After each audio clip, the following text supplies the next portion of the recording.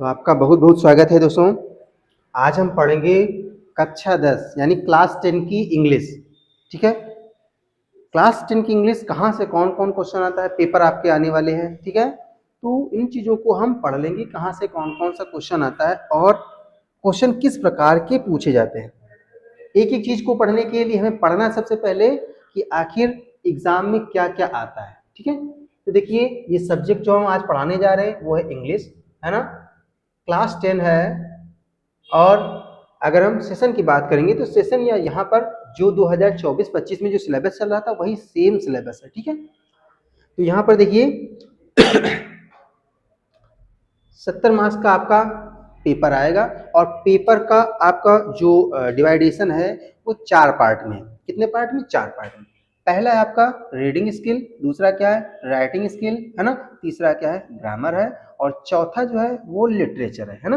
तो 4 पोर्शन में आपका ये पेपर है डिवाइड है। 4 पोर्शन में अगर रीडिंग की बात करेंगे तो 10 नंबर का पूछा जाएगा, है ना, 10 नंबर से रीडिंग में आएगा, है ना। और राइटिंग स्किल में भी 10 नंबर का आएगा। आपका जो ग्रामर आएगा वो 15 नंबर का आएगा यहाँ पर, है ना। और उसके बाद लिटरेचर की बात करेंगे तो 35 यानी 35 नंबर का जो आएगा आपका लिटरेचर आएगा। चलिए अब सबसे पहले इसमें क्या आएगा, सबसे जो पहले आएगा वो आएगा तो आपका अनसीन पैसेज। देखिए नंबर 1 पर आ रहा है one short unseen passage followed by the 3 MCQ type. तो 3 क्वेश्चन आएंगे एमसीक्यू टाइप आएंगे, वो किससे आएंगे वो आएंगे अनसीन पैसेज से। दूसरा क्या आएगा, दूसरा देखिए one unseen passage follow by the 3 very short answer type question and vocabulary based question. ये आएंगे आपके कितने आएंगे 3 यानी हो जाएंगे 6।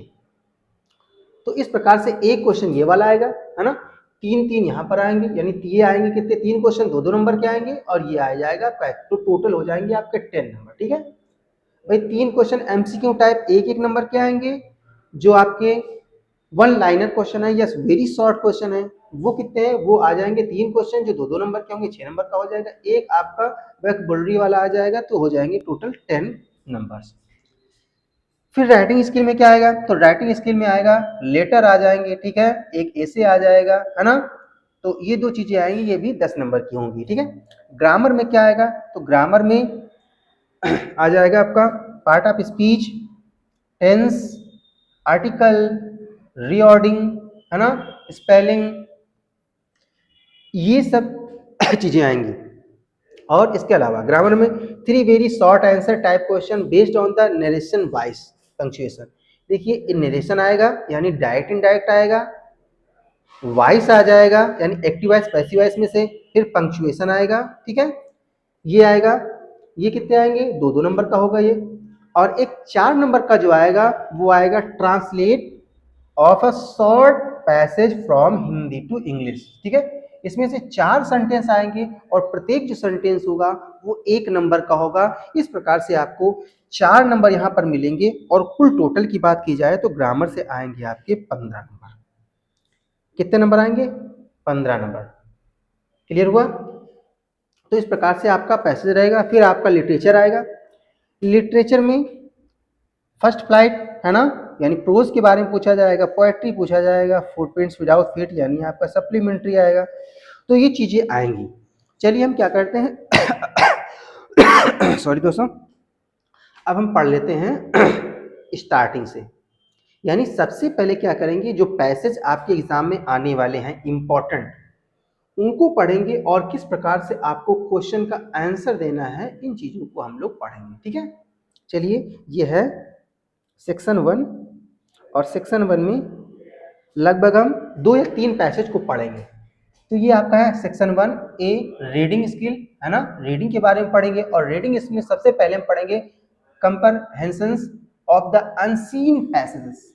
अनसीन पैसेज पढ़ेंगे। ठीक है, अनसीन मीन्स होता है जिसको आपने देखा ना हो, पढ़ा ना हो, कहीं से पढ़ा आपने होगा लेकिन आपकी टेक्स्ट बुक से नहीं होगा। पहले देख लेते क्या दिया गया है, लिखा है one short unseen passage followed by the 3 MCQ type question. नीचे एमसीक्यू टाइप क्वेश्चन दिए 3। दूसरा क्या आएगा, one unseen passage followed by the three very short answer. कितने नंबर के आएंगे? दो दो नंबर के आएंगे, 6 नंबर हो जाएगा। And one vocabulary based question 1 number का आएगा। क्या लिखा? चलिए अब हम पढ़ते हैं पैसेज। पैसेज पढ़ लेते हैं ना, ये चीजें तो कंफर्म ही हो गई हैं। चलिए पैसेज हम लोग पढ़ते हैं और उसके बाद में देते हैं इसका आंसर। पैसेज में देखो क्या पूछा गया है।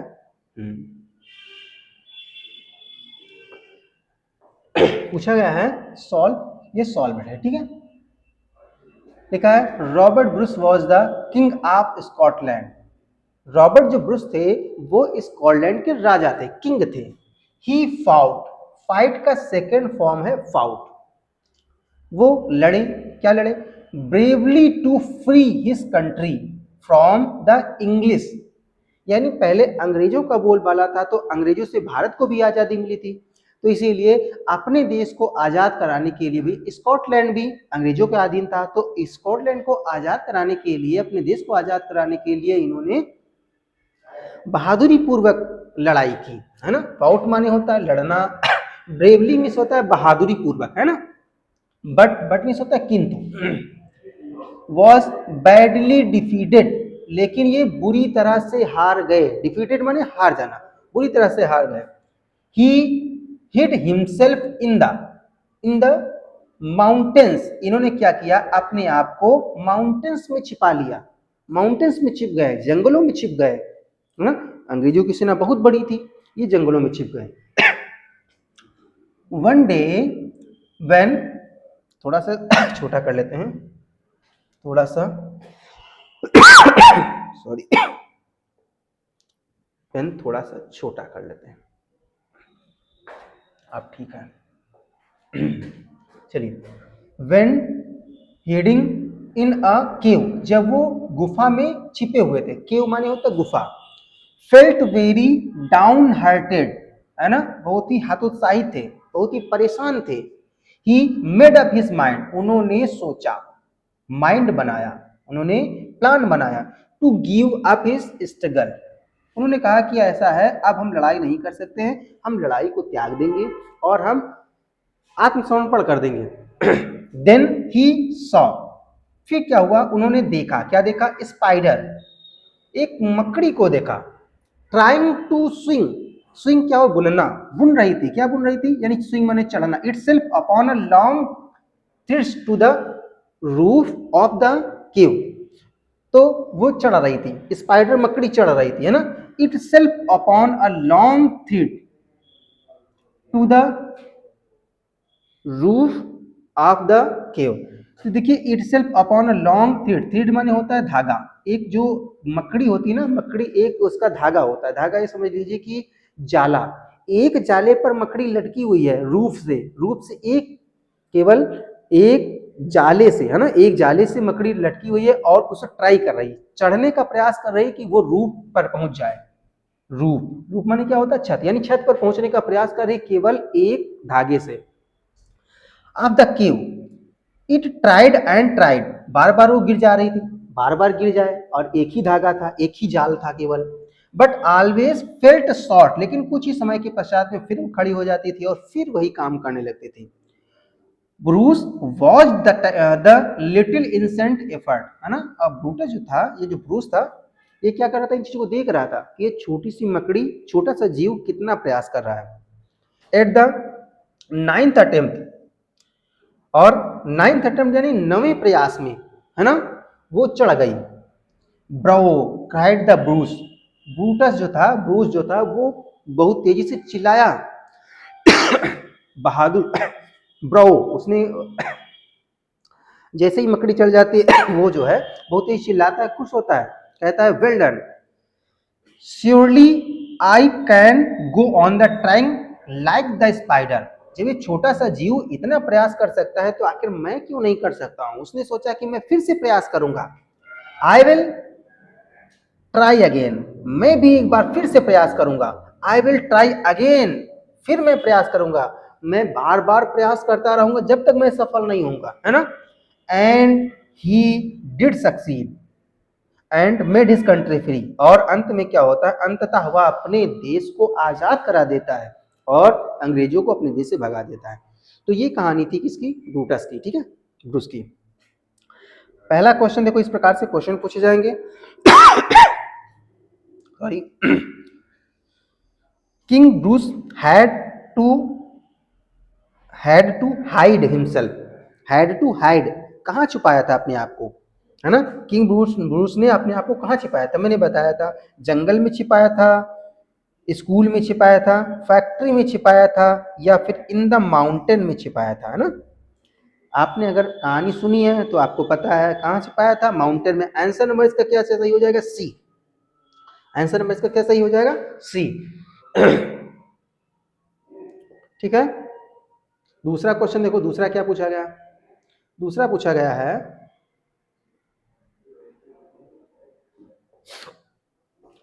कहा गया है ही felt very down hearted, it means he was, वह बहुत डाउन हार्टेड था। इसका मतलब क्या पूछा गया, क्या मतलब है, कि वो बहुत खुश था, हैप्पी था, या सैड विदाउट होप, है ना, सैड था बहुत ही, हार्ट पेशेंट, क्या वो हार्ट का पेशेंट था, या स्ट्रांग था, है ना, क्या मतलब है इसका।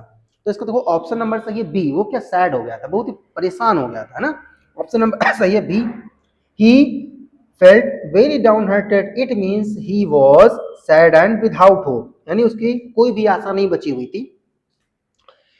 तीसरे क्वेश्चन पूछा गया है, which word is passage is this opposite of the word failed. Failed का इस पैसेज में कौन सा ऐसा वर्ड है जो अपोजिट है, अपोजिट है। फेल्ड का विलोम विलोम शब्द बताना भी है, बताइए क्या होगा, वॉच होगा, डिफीडेड होगा, ट्राइड होगा, सक्सीडेड होगा, या फिर ट्राइड होगा, कौन सा सही होगा। तो इसका ऑप्शन नंबर सही है सी। भाई फेल्ड माने होता है असफल हो जाना, और सक्सीड माने होता है सफल हो जाना, तो इसका ऑप्शन नंबर कौन सही हो जाएगा, ऑप्शन नंबर सही हो जाएगा दोस्तों सी। ठीक है। तो ये देखिए, एक आपने पैसेज पढ़ा, ऐसे 3 क्वेश्चन आपने किए, और आपने आराम से क्वेश्चन कर लिए, ठीक है, कोई आपको दिक्कत नहीं हुई, है ना। ऐसे ही एग्जाम में आएगा, पेपर में आपके आएगा, आप आराम से इसको कर लोगे। दूसरा क्वेश्चन भी हम लोग इसी में कंप्लीट कर लेते हैं, क्योंकि ये चीज़ें जब एग्जाम में आएंगी ना तो ये चीज़ें याद रहेंगी, है ना। लगभग एक में क्या करेंगे हम, 3-4 लगभग 3 पैसेज कंप्लीट करेंगे, जिससे कि जल्दी पूरा आपका सिलेबस कंप्लीट हो जाए। दूसरा देखो, the Ganga specially is the river of India. बताया कि जो गंगा है वो भारत की महत्वपूर्ण नदी है ना। बिलव्ड ऑफ, यानी beloved of her people round which are the intertwined her the racial memories. बताया गया जो गंगा से यहाँ के जो लोग हैं ना, इनकी जो आत्माएं, आत्मा जुड़ी हुई है, इनकी बहुत से विचार जुड़े हुए हैं, इनकी बहुत सी फीलिंग्स जुड़ी हुई है गंगा के साथ में, है ना। हर होप, इनकी आशाएं हैं, बहुत सी आशा है ना गंगा से, और डरते भी हैं, यानी फेयर भी है ना। हर सॉन्ग ऑफ द ट्रिम्थ, यानी इनके विजय के गीत भी हैं, गंगा से विजय के गीत भी हैं, है ना, कि गंगा की जब बाढ़ आती है तो वहाँ का आसपास का इलाका हरा भरा हो जाता है, अच्छी फसल होती है, तो ये इनको विजय भी मिलती है। हर विक्ट्रियस, यानी इनकी जो विजय गान है वो इससे जुड़े हुए हैं, है ना, इनकी जो हार है वो इनसे जुड़ी हुई है। तो इस प्रकार से जो गंगा नदी से बहुत से सी आशाएं जुड़ी हुई हैं, ठीक है। She has been a symbol of India's age long culture, है ना। बताया गया कि जो भारतीय इतिहास है वो पुराने इतिहास से ही जो मानव है ना, इससे जुड़ा हुआ है, गंगा से जुड़ा हुआ है, गंगा नदी से जुड़ा हुआ है।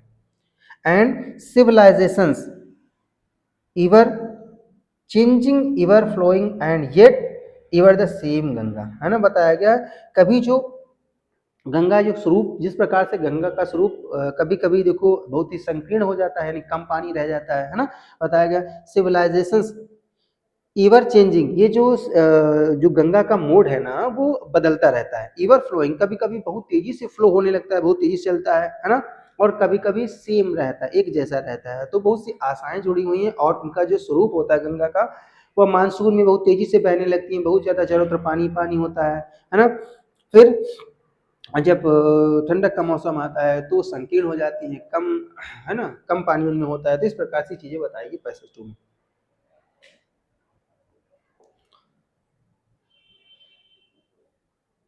हाँ, और आइए, हाँ, फिर कहा गया she reminds me of the snow covered peaks and deep valleys of the Himalayas which is which I have loved so much and of the rich vast plant below where my life and work have been casted। तो ये पंडित जवाहरलाल नेहरू जी के शब्द हैं और उसमें उन्होंने बताया कि सी रिमाइंड्स मी, जो गंगा है हमें बार बार याद दिलाती रहती है। क्या याद दिलाती रहती है? स्नो कवर्ड पिक्स, है ना। वो याद दिलाती है कि जो जल आ रहा है, गंगा का जल आ रहा है, वो कहाँ से आ रहा है? वो बर्फ से ढकी हुई जो चोटियां हैं उन चोटियों से वो पानी आ रहा है। एंड डीप वैलीज, और ये जो पानी है वो डीप यानी गहरी खाई से होकर के, गहरी वैली से होकर के चला आ रहा है। कहाँ से? हिमालय से। विच आई हैव लव, जिन्हें मैं बहुत प्रेम करता हूँ। Of the rich and vast plant, है ना। और ये रिच यानी बहुत ही उपजाऊ मैदान से होकर के ये जो पानी है वो पूरी भारत में फैलता है। Below where my life and the work have been casted, और इसी से बताया गया बिलो माई लाइफ, मेरा जो जीवन है इन्हीं चीजों से जुड़ा हुआ है ना। और हैव बीन कास्टेड यानी मेरा जो जीवन है, मेरे जो कार्य हैं वो इन्हीं से यानी गंगा से ही जुड़े हुए हैं। ठीक है, ये चीज बताई है, किसने बताया? पंडित जवाहरलाल नेहरू जी ने बताया। क्वेश्चन पूछा गया था Ganga is a symbol of, किस चीज का सिंबल है? India's green growth, India's rich material, या India's as long culture and civilisation. तो आपने पढ़ा है यहाँ पर, ऑप्शन नंबर सही हो जाएगा सी इसका, India's as long culture and civilization. ठीक है, ऑप्शन नंबर कौन सा सही है? सी।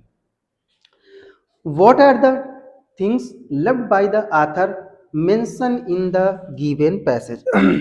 ऑथर ने, लेखक ने क्या कहा है इस पैसेज में, क्या बताया? चलिए देखिए क्या बताया। What are the things loved by the author mention in the given passage, क्या बताया? तो देखिए अभी हम पढ़े थे the snow covered with the peaks and the deep valleys of Himalaya, the rich fields and the forest, the flowing rivers and the stream, the snowy peaks and the, देखो इसमें सब चीजें बताई गई हैं। तो ये वाला ऑप्शन नंबर सही हो जाएगा D, the snowy peaks and the deep valleys of the Himalayas as well as the rich. तो ये आप पढ़ ही चुके हैं, तो ऑप्शन नंबर सही हो जाएगा इसका डी, है ना। ये पैसेज में दिया हुआ। 3 क्या पूछा गया? Which of the words is the passage opposite of the victory, है ना। विक्ट्री यानी विजय का अपोजिट क्या होता है? तो डिफीट, है ना। विजय क्या होता है? डिफीट होता है। ऑप्शन नंबर सही हो जाएगा ए, है ना। ऑप्शन नंबर सही हो जाएगा ए। चीजें समझ में आ रही हैं? तो ये हो गया पैसेज नंबर 2। एक पैसेज और पढ़ लेंगे जिससे कि आपका जो सिलेबस है ना जल्दी कंप्लीट हो जाए।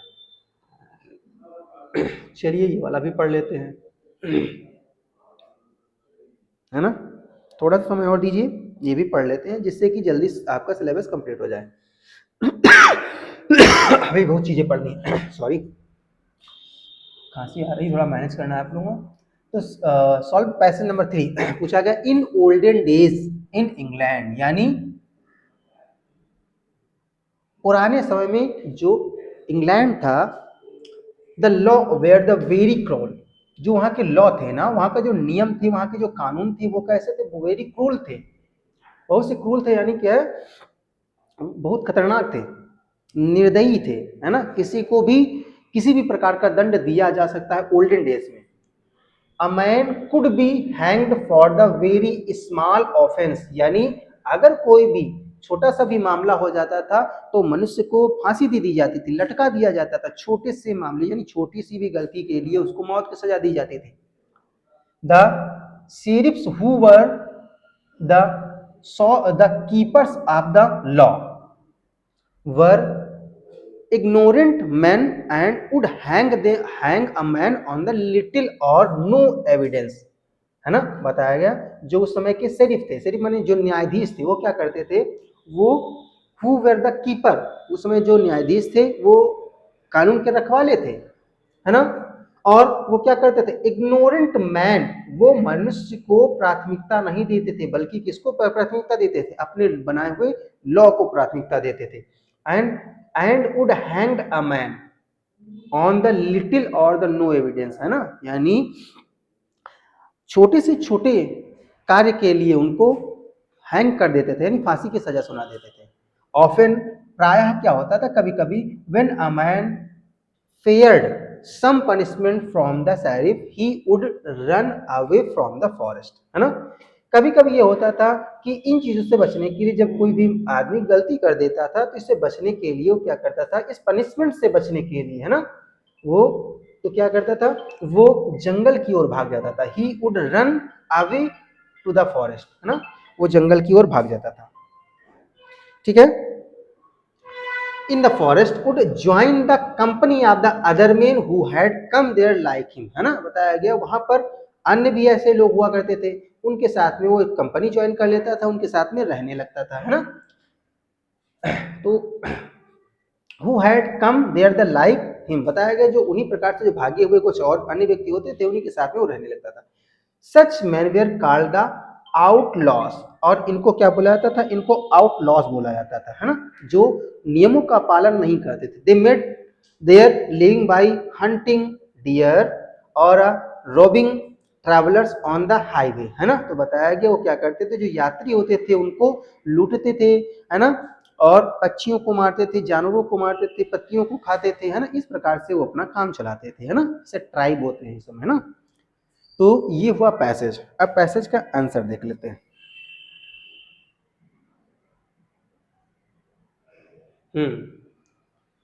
देखा जाए, चलिए देखिए।